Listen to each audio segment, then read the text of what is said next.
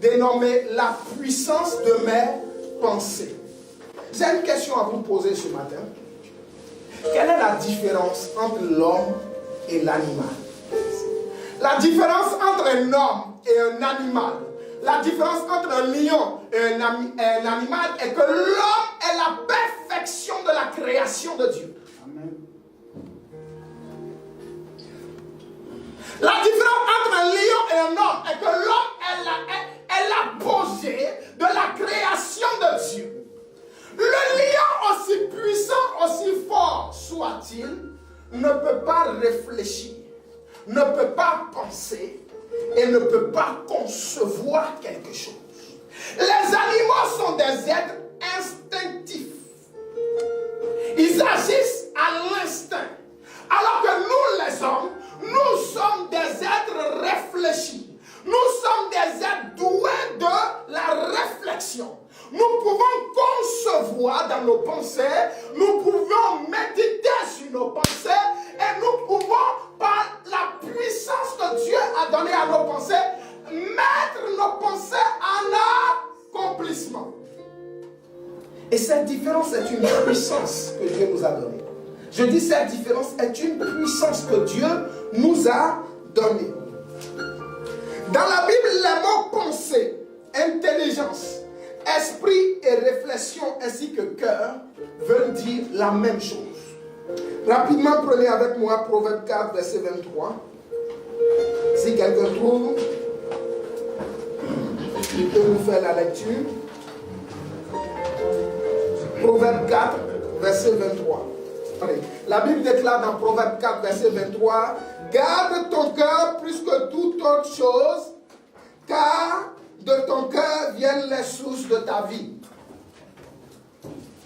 Garde ton cœur plus que toute autre chose, car de ton cœur viennent les sources de ta vie. La faculté de penser et de mettre en réalisation nos pensées est la différence ou la puissance que nous avons par rapport aux animaux. Et cette puissance est tellement importante que le roi Salomon nous dit dans Proverbe 4, verset 23, « Garde ton cœur plus que toute autre chose, car de ton cœur viennent les sources de la vie. » Et je vous ai dit que les mots cœur, pensée, réflexion, intelligence et cœur veulent dire la même chose. Donc nous pouvons reformuler le verset, Proverbe 4, verset 23. « Garde tes pensées plus que toute autre chose, car de tes pensées viennent les sources de ta vie. » Est-ce que quelqu'un me suit ce matin? Garde tes pensées plus que toute autre chose, car de tes pensées viennent les sources de ta vie. Les sources de ta vie ne viennent pas de ta force physique.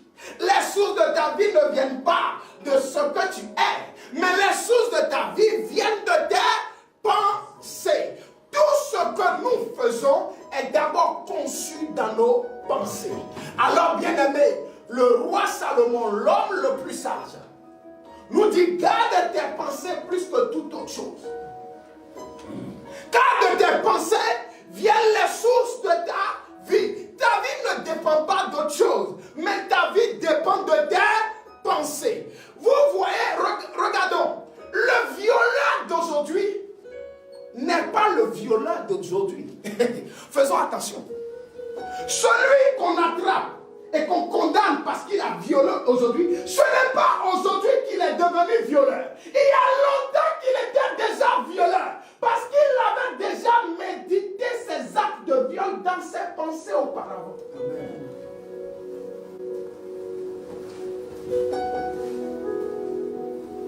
Ses envies de viol, ses pulsions de viol ne lui sont pas arrivées tout de suite à l'instant même, non. C'est quelque chose qui était dans ses pensées, auquel il avait bien réfléchi, sur lequel il avait bien médité auparavant, qu'il avait formulé, qu'il a prémédité. Et qu'est-ce qui s'est passé? Il a mis ses pensées en action. C'est pourquoi la Bible déclare dans Proverbe 4, verset 23, « Garde tes pensées plus que toute autre chose, car de tes pensées viennent les sources de de ta vie. Ce que tu seras demain dépend de tes pensées. Quelles sont les pensées qui t'animent? Et je te dirai qui tu seras demain. As-tu des pensées saines? Et je te dirai que demain tu seras un homme bon. Mais as-tu des pensées malsaines? Et je te dirai demain tu seras un homme qui n'est pas bon. Garde tes pensées plus que toute autre chose. Analysons le verset. La Bible déclare garde tes pensées plus que toute autre chose. C'est la première information. Deuxième information, car de tes pensées viennent les sources de la vie. Concentrons-nous sur la première information. Garde tes pensées plus que toute autre chose. Ça veut dire quoi? Garde tes pensées plus que ta femme. On a dit plus que toute autre chose. Cela veut dire que tes pensées sont au-dessus de tout. Garde tes pensées plus que ta femme. Garde tes pensées plus que tes enfants. Garde tes pensées plus que ton mari. Garde tes pensées plus que ton travail. Garde tes pensées plus que ton argent.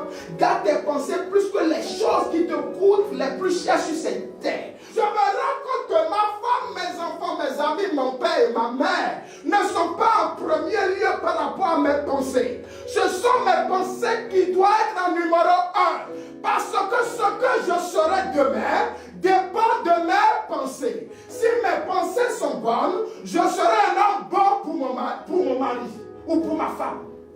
Si mes pensées sont bonnes, je serai un bon mari. Si mes pensées sont bonnes, je serai une bonne femme. Le type de